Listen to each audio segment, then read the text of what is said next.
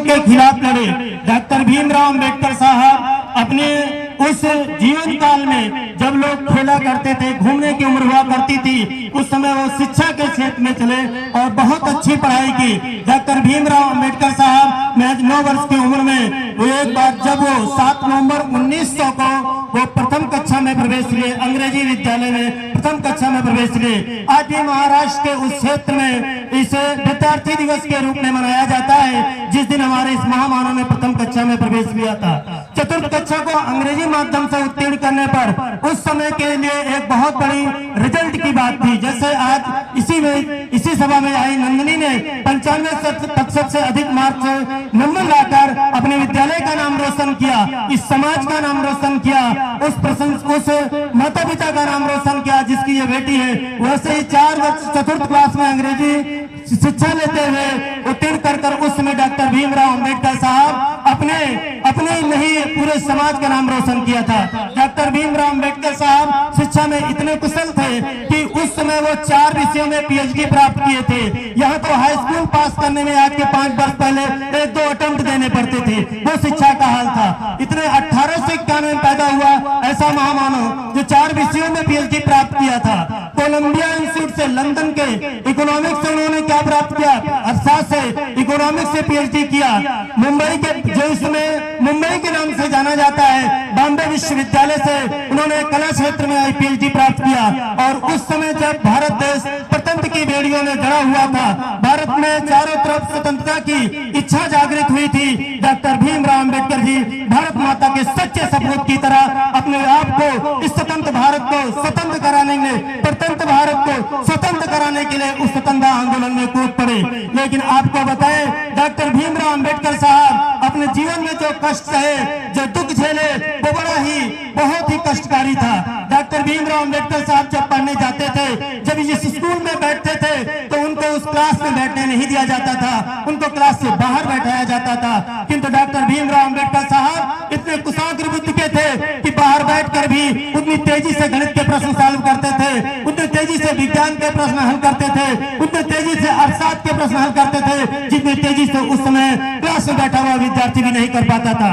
Doctor Bhimrao Ambedkar साहब विद्यार्थी के रूप में बहुत तेज थे और लेकिन छुआछूत के कारण सदैव वो अलग दृष्टि से देखे जाते थे। अपने पढ़ाई के दौरान जब भी उनका उच्च स्थान आता था उनको लोग वो सम्मान नहीं देते थे जिस सम्मान के हकदार थे। डॉक्टर भीमराव अंबेडकर साहब जब अपने आगे की शिक्षा प्राप्त करने के लिए मुंबई आए तो मुंबई में उन्होंने पीएचडी प्राप्त की। और उस समय उनका परिवार, चूंकि जैसा कि अभी हमारे गायक ने एक बार बताया कि डॉक्टर भीमराव अंबेडकर साहब अपने माता पिता की 14वीं संतान थे।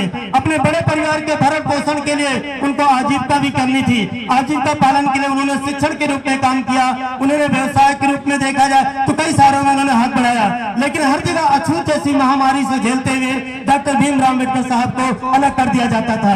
एक डॉक्टर भीमराव अंबेडकर साहब को यह देखकर बहुत दुख हुआ। याद करिए जो सभा आज यहाँ पे कर रहे हैं, कोई मई कलाल ऐसी सभा कर नहीं सकता था। ये डॉक्टर भीमराव अंबेडकर के प्रयत्नों का था कि आप ऐसे खुले मन से सभा कर रहे हैं। ये डॉक्टर भीमराव अंबेडकर के आंदोलन का प्रतीक था कि आप खड़े होकर अपनी बात रख सकते हैं। याद करिए इसके पहले ऐसी कोई व्यवस्था नहीं थी, आप गुलाम जैसी जिंदगी जीते थे, गुलामों की जिंदगी जीते थे, आपका कोई अधिकार नहीं था।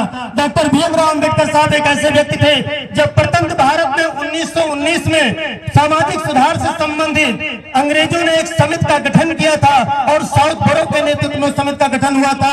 वहां पे साउथ बोरो ने बुलाया था, एक प्रख्यात विद्वान के रूप में डॉक्टर भीमराव अंबेडकर को बुलाया और इस भारतीय समाज के सुधार के बारे में उन अंग्रेजों ने कुछ व्यवस्था देने का प्रयास किया। तो डॉक्टर भीमराव अंबेडकर से प्रभावित होकर साउथ बोरो ने इन दलितों को, बहुजन समाज को 2 मत देने का अधिकार दिया।